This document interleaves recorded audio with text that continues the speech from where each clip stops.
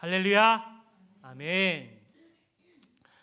사람은 누구나 일생에 세 번의 기회가 온다는 말이 있습니다. 이 세 번의 기회를 잡느냐 아니면 놓치느냐에 따라서 인생에 성공할 수 있고 실패할 수 있다는 것입니다. 세상의 원리는 그렇지만 성경은 그렇게 말씀하고 있지 않습니다. 성경에서는 누구든지 예수 그리스도를 믿기만 하면 그의 인생과 영혼이 성공할 수 있는 기회가 수도 없이 많이 있다라고 그렇게 말씀하고 있습니다. 일생에서 오는 세 번의 기회를 놓쳐서 철저히 실패한 인생이라 할지라도 누구든지 예수 그리스도를 믿기만 하면 구원을 받고, 그래서 기회의 문, 은혜의 문, 생명의 문, 사랑의 문이 열려 있다는 것입니다. 이것이 바로 하나님께서 우리에게 주시는 기회요, 하나님 우리에게 주시는 은혜요, 이것이 바로 하나님께서 우리에게 주시고자 하시는 생명이요 사랑이라는 것입니다. 하나님의 은혜는 우리에게 언제나 햇빛처럼 주어지고 있으며 우리는 풍성한 하나님의 은혜를 누리고 살고 있습니다. 어디를 가나 교회가 있고요, 우리가 마음만 먹으면 언제든지 말씀을 들을 수 있다라는 것입니다. 이렇게 은혜의 문이 활짝 열려져 있습니다. 그러나 세상의 많은 사람들은 안타깝게도 이 은혜 받는 일에 무관심하다는 것입니다. 그런데 세상의 사람들뿐만 아니라 예수 믿는 성도들도 은혜 받는 이 일에 육신의 욕망을 따라 살아가느라, 세상에 바쁘고 분주한 일들을 살아가느라 은혜를 헛되이 받고 있다라는 것입니다. 당시 고린도 교회는 참으로 문제가 많은 교회였습니다. 성도들끼리 파벌이 생겨서 분쟁이 발생했는데요, 나는 베드로 파다, 바울 파다, 아볼로 파다, 그리스도 파라고 하면서 서로 싸우고 잘났다고 그렇게 싸웠던 것입니다. 그뿐만 아니라 고린도 교회는 음행을 하는 사람들이 있었고요, 서로 싸우다가 문제가 해결이 되지 않아서 법정 소송을 벌이는 일들이 있었습니다. 또한 우상을 숭배하는 사람들도 여전히 많이 있었다라는 것입니다. 이러한 것들이 바로 예수 그리스도를 믿는다고 하지만 은혜를 헛되이 받고 있는 행동들의 모습입니다. 그래서 바울은 이 고린도 문제를 해결하기 위해서 직접 방문하고자 했지만 오히려 배척을 받고 욕을 먹는 상황까지 직면했습니다. 그래서 자신이 갈 수 없어서 신실한 제자였던 디도를 보내기도 했습니다. 고린도 교회의 여러 문제들을 해결하기 위해서 고린도 전서 후서의 편지를 쓰면서 그 문제들을 해결하려고 무던히 애를 썼다라는 것입니다. 여러분, 우리가 신앙생활하면서 제대로 은혜를 받았다라면 우리의 삶에는 변화가 있어야 하고, 또 변화들이 그 열매로 증명되어야 한다라는 것입니다. 내가 예수 믿고 신앙생활하는데 변화가 없다면, 열매로 증명되어지는 그 열매가 없다면 그것은 은혜를 헛되이 받고 있다라는 것입니다. 우리가 은혜를 받고 있다면 우리의 인격이 달라져야 하고, 그리고 우리의 옛 모습이 사라져야 한다는 것입니다. 그런데도 아무리 교회에 오래 다녔다 하더라도 다니기 전과 똑같다면 그 사람은 은혜 받았다라고 말할 수 없다라는 것입니다. 그래서 바울은 오늘 1절의 말씀에 하나님의 일을 하는 사람으로서 너희를 권면하노니 하나님의 은혜를 헛되이 받지 마라, 그렇게 말씀하고 있습니다.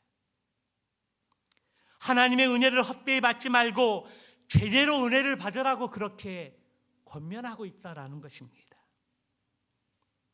다시 말하면 은혜 받을 그 때를 미루지 말고 지금 은혜를 받으라고 그렇게 강력하게 권면하고 있습니다. 2절의 말씀에 보면 보라 지금은 은혜 받을 만한 때요, 보라 지금은 구원의 날이로다. 이 말씀에는 여러 가지 의미가 담겨져 있는데요, 바울은 지금 때를 말하고 있고 지금이라는 시간을 말씀하고 있습니다. 오늘 2절의 말씀을 중심으로 2절 말씀에 담겨져 있는 영적 의미를 함께 나누면서 하나님의 은혜를 받고자 합니다. 2절 말씀에 담겨져 있는 첫 번째는 모든 일에는 정한 때가 있고 만사의 기한이 있다라는 것입니다. 전도서 3장의 말씀에 보면 범사의 기한이 있고 천하 만사에 다 때가 있나니 라고 전제하면서 우리 인생의 때에 날 때가 있고 죽을 때가 있으며 웃을 때가 있고 울을 때가 있으며 슬퍼할 때가 있고 춤출 때가 있다라는 것입니다. 우리의 형통함이 영원하지 않다라는 것입니다. 우리의 고난이 영원하지 않다라는 것입니다. 고난이 있으면 끝이 있다라는 것입니다. 인생의 다양한 때를 솔로몬은 그렇게 설명하고 있습니다. 바울 역시 본문에서 은혜 받을 만한 때를 강조하고 있습니다. 그러나 아무 때나 은혜 받는다는 것이 아니라는 것입니다. 그러므로 지금 예배하는 이 시간이야말로 은혜 받을 만한 때이며 예배를 통해 찬양 가운데 거하신 하나님을 만날 수 있고 말씀 가운데 하나님의 은혜를 경험할 수 있다라는 것입니다. 더 나아가서 11월 8일 주일 새생명축제 1일 부흥의 간증집회가 계획되고 있는데요, 이때야말로 하나님께서 우리에게 부어주시고자 하시는 풍성한 은혜들이 예배되어 있고 그 은혜를 놓치지 말라고 우리에게 그렇게 말씀하고 있습니다. 하나님께서 우리에게 말씀하시기를 민수기 6장의 말씀에 보게 되니까 하나님께서 우리에게 복을 주시기를 원하고 은혜 베푸시기를 원한다라고 말씀하고 있습니다. 그러나 우리가 은혜 받을 준비가 되어 있지 않으면 하나님이 주신다고 할지라도 우리가 그러한 은혜를 받을 수 없다라는 것입니다. 그렇기 때문에 우리는 은혜 받을 이 시간에 예배에 또 집중하고 마음의 문을 열어놓고 찬양 가운데 거하신 하나님을 마음껏 목 놓아 찬양을 드리면서 예배하고 하나님의 말씀을 집중하여 귀를 기울여야 합니다. 그리고 이를 부흥회 때 전도 대상자를 꼭 초청해서 은혜를 주시는 구원의 선물을 누릴 수 있도록 인도하고 초청해야 합니다. 그 영역이 바로 우리의 일이고 그 일을 이루기 위해서 우리가 기도하면서 준비하고 사랑하는 그런 귀한 영혼을 초대해서 함께 말씀의 은혜를 나누기를 소망합니다.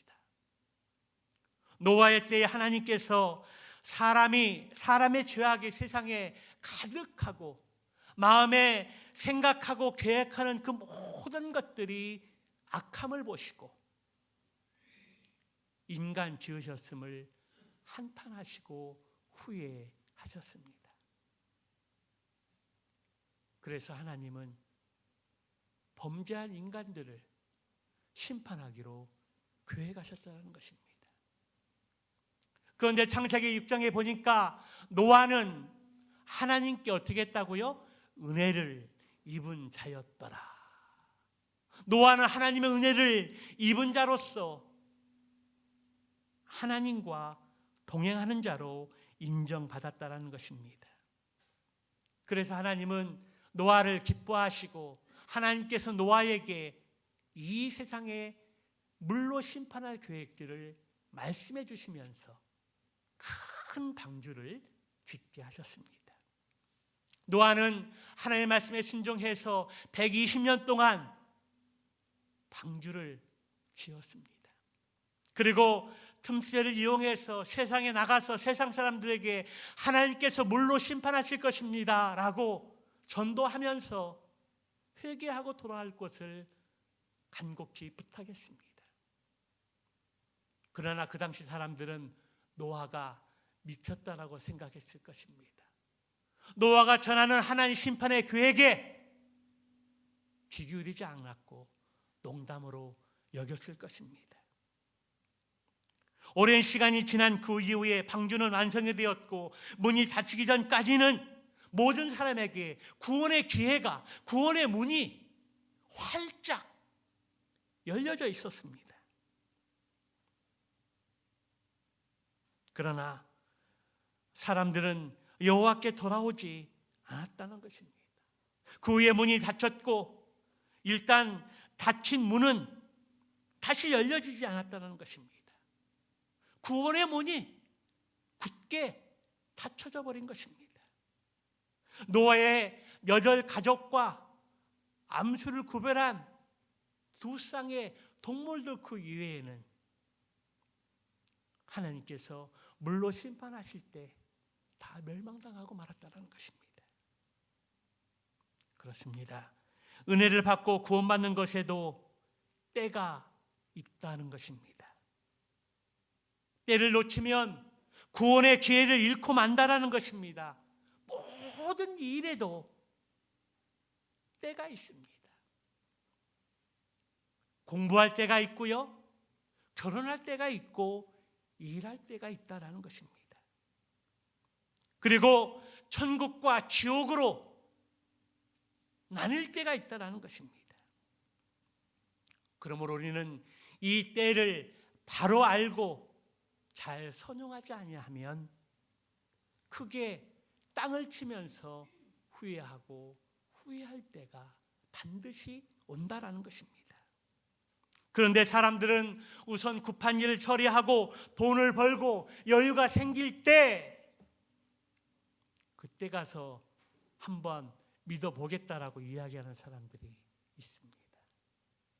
그러나 기회를 놓치면 후회밖에 남지 않습니다. 속담에 메뚜기도 6월 한철이다라는 속담이 있습니다. 메뚜기는요, 음력 6월이 한창 활동할 시기라는 뜻입니다. 그러므로 누구나 한창 활동할 시기는 얼마 되지 않기 때문에 그때를 놓치지 말라고 하는 말입니다. 우리에게 좋은 기회는 자주 오지 않는다라는 것입니다. 그렇기 때문에 물이 왔을 때에 노를 저어야 하고 쇠는 달구어졌을 때 두드려야 한다는 것입니다. 기회를 놓치지 말라는 말입니다. 그렇습니다. 천하만사에 때가 있습니다. 영적으로 또 개인적으로 또 국가적으로 때가 있다라는 것입니다. 11월 8일 새생명 축제 1일 부흥의 간증 집회가 가족을 구원하고 친구를 구원하고 이웃을 구원하는 마지막 때인 것을 기억하고 이 기회를 놓치지 마시기 바랍니다. 그리고 그때를 놓치지 않고 기회를 잡아서 하나님이 계획하신 풍성한 은혜를 누리고 나누고 경험할 수 있는 저와 여러분 되시기를 주님의 이름으로 축원합니다. 두 번째로 지금 이 순간이 가장 중요하다라는 것입니다. 2절 본문을 다시 보면 보라 지금은 은혜 받을 만한 때요 보라 지금은 구원의 날이로다. 바울은 두 번씩이나 강조하고 있는 것이 무엇입니까? 지금입니다. 지금. 보라, 지금은 은혜 받을 만한 때요. 보라, 지금은 구원의 날이로다. 여기 지금이라는 것은 숨 쉬는 이 순간, 혹은 지금 살아있는 순간을 말하고 있다는 것입니다. 맥박이 뛰고 심장이 뛰고 손발이 움직이고 두 눈이 껌뻑거리고 있는 이 순간을 말하고 있습니다. 제가 알고 있는 의사 선생님은 대표 기도를 할 때 처음부터 고백하는 기도가 있습니다. 하나님, 오늘 생명 주셔서 감사합니다. 맥박이 뛰고 심장이 뛰고 이렇게 호흡할 수 있어서 감사합니다. 의사기 때문에 수술을 하다가 진료를 하다가 순간적으로 맥박이 뛰지 않고 심장이 뛰지 않고 순간적으로 가는 일들을 너무너무 많이 목격했기 때문에 오늘 하루 일어나면 호흡할 수 있어서 감사하고 맥박이 뛰어서 감사하고 심장이 뛰어서 감사하다라고 그렇게 기도를 시작합니다. 지금이 가장 중요한 이유는 시간이 머무르거나 멈추지 않기 때문입니다. 사람은 망설이지만 시간은 망설이지 않는다는 것입니다. 시간은 한순간도 우리를 기다리지 않습니다. 시간은 지금도 흘러가고 있다는 것입니다. 지나간 시간은 영원히 돌아오지 않습니다. 그러므로 지금 시간을 잘 활용해서 하나님이 우리에게 주시고자 하신 그 은혜를, 그 기회를 놓치지 말고 이번 기회에 꼭 이룰 수 있는 믿음이 있기를 축복합니다. 사람들은 일생에 3권의 책을 쓴다고 합니다. 하나는 과거라는 이름의 책으로서 이 책은 이미 집필이 완료되어서 책장에 꽂혀 있습니다. 두 번째 책은 현재라는 책의 이름으로서 지금 내가 말하고 행동하고 손짓하고 하는 그 모든 것들이 하나하나 그대로 다 기록되어지고 있는 책입니다. 그리고 마지막 책은 미래라고 하는 이름의 책입니다. 여러분, 이 3권의 책 중에서 가장 중요한 책은 무엇일까요? 그것은 바로 현재라는 책입니다. 과거라는 책과 미래의 책은 부록에 불과합니다. 끼워 넣는 내용에 불과하다는 것입니다. 과거라는 이 책은 기간이 지난 종이짝에 불과한 수표요, 미래는 책은 어음에 불과합니다. 그러나 현재라는 책은 우리가 필요할 때 당장 쓸 수 있는 현금이라는 것입니다. 우리는 지금이라는 시간이 얼마나 중요한지를 잘 깨닫고 잘 선용해서 하나님 우리에게 주시고자 하시는 그런 은혜들을 받아 누릴 수 있는 저와 여러분들 되시기를 축복합니다. 톨스토이의 단편 소설 중에 3가지 책이라는 소책자가 있는데요. 그 책에서 왕이 어느 날 신하들에게 이러한 질문을 했습니다. 나에게 있어서 가장 중요한 시간은 언제인가? 나에게 가장 중요한 사람은 누구인가? 이 세상에서 가장 중요한 일은 무엇인가? 그러나 신하들에게 만족할 만한 답변을 듣지 못한 왕은 성자를 찾아가서 동일하게 질문을 했습니다. 그러자 성자가 이야기하기를 나에게 가장 중요한 시간은 현재이며 내게 가장 중요한 사람은 지금 내가 만나고 있는 사람이고 대하는 사람이고 나에게 가장 중요한 일은 지금 내 곁에 있는 사람에게 선행을 행하는 일이다.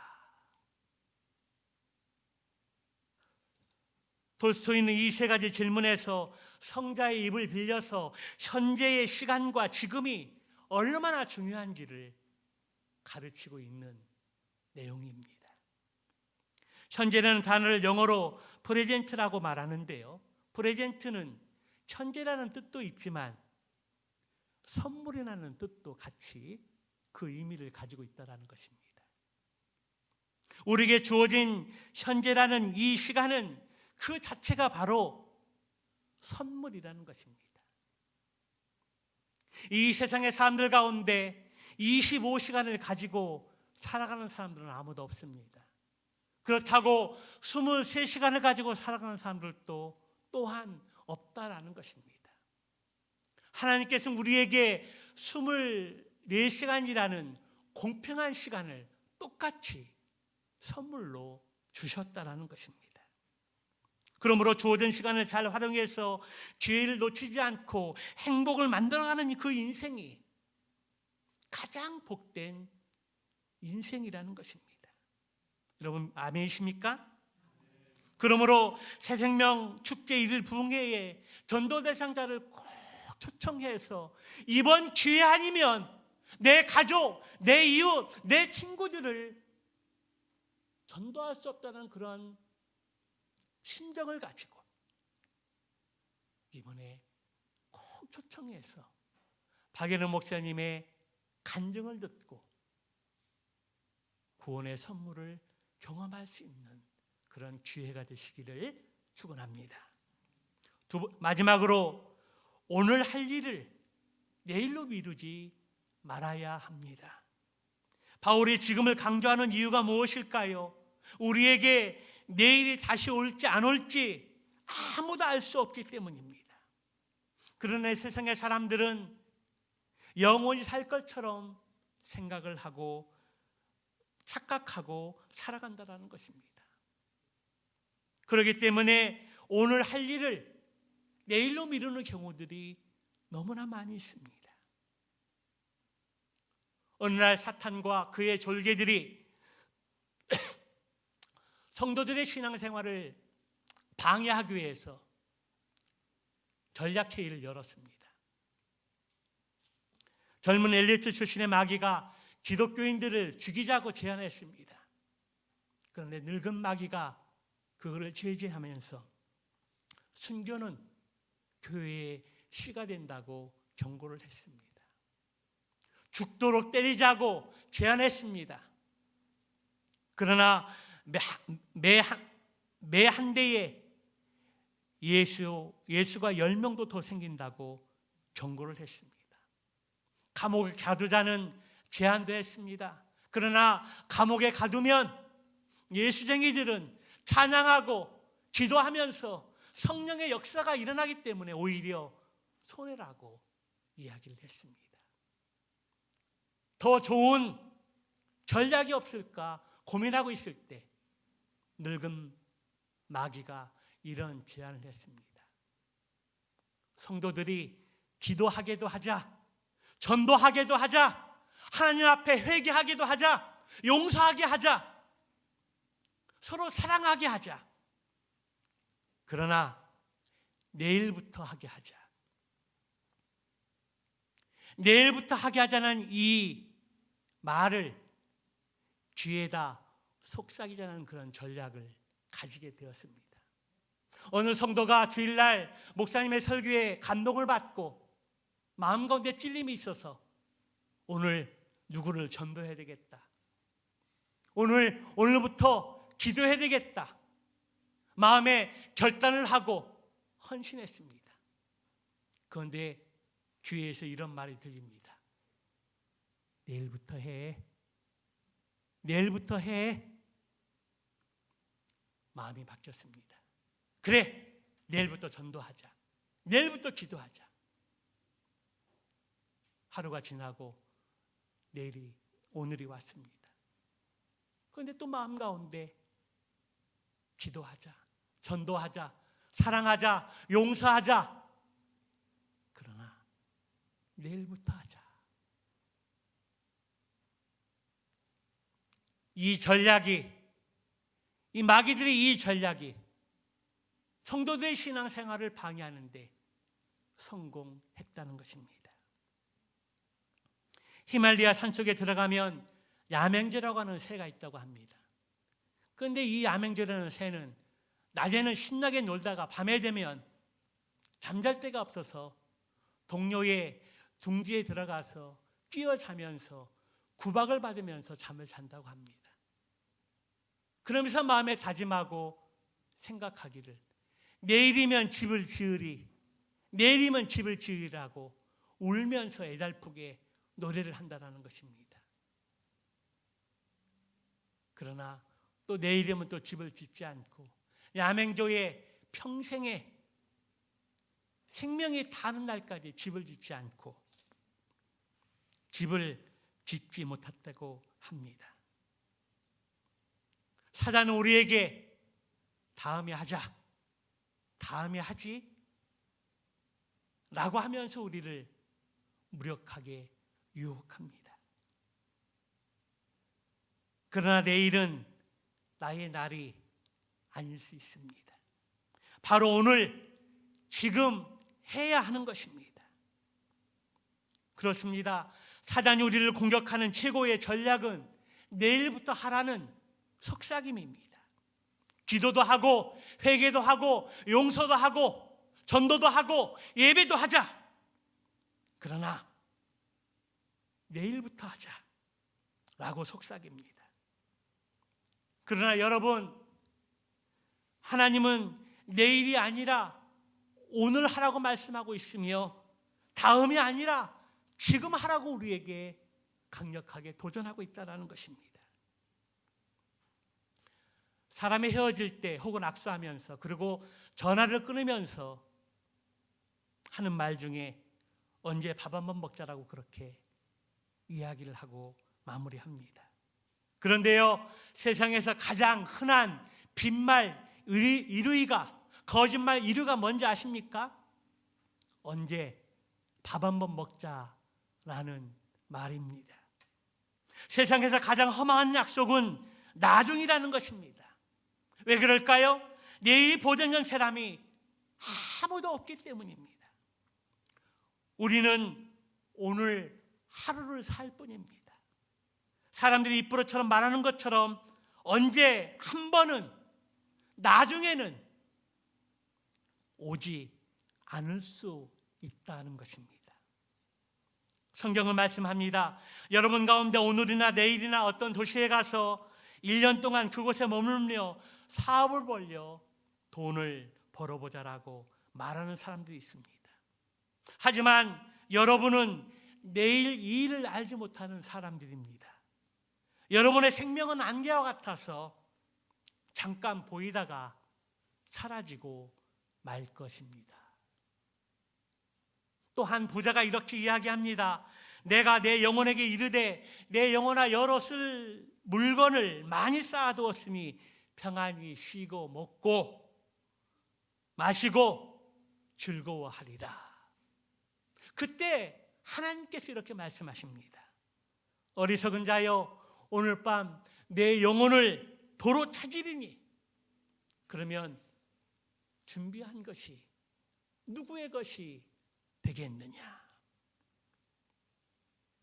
그러므로 우리는 언제 한 번이 아니라 지금 당장 실천하고 행해야 합니다. 우리가 마땅히 해야 할 일이라면 미루지 말고 지금 당장 행하는 습관이 필요하다는 것입니다. 여러분, 내일은 나의 날이 아닐 수 있습니다. 내일도 하나님은 변함없이 존재하시지만 내일 나는 존재하지 않을 수 있습니다. 하나님은 변함이 없으시지만 나는 변할 수 있다는 것입니다. 그러므로 은혜를 받아야 하고 구원을 받아야 할 일이라면 지금 당장 해야 합니다. 시간이 지나면 우리의 결단도, 우리의 생각도, 우리의 마음도 시들시들해지고 없어져 버리고 만다라는 것입니다. 미국의 철강왕 앤드류 케네디가 이런 말을 했습니다. 좋은 기회를 만나지 않은 사람은 한 사람도 없다. 다만 그것을 붙잡지 않았을 뿐이다. A 리튼이라는 사람은 말하기를 기회는 모든 사람들에게 주어지지만 그것을 잘 활용하는 사람은 소수에 불과하다. 성경 말씀에 보면 너희는 기회를 따라 행하라. 하나님께서 함께 하시리라. 여러분, 이러한 명언들과 하나님의 말씀을 꼭 기억하고 기억으로 끝나지 말고 듣는 즉시 마음에 새기고 곧바로 실천할 수 있는 믿음이 있기를 축복합니다. 지옥에 유행하는 말이 있다고 합니다. 그 말은 다름이 아니라 껄이라는 말입니다. 예수님 잘 믿을 걸, 전도 많이 할 걸, 교회 가자고 할 때, 예수 믿자고 할 때 믿을 걸.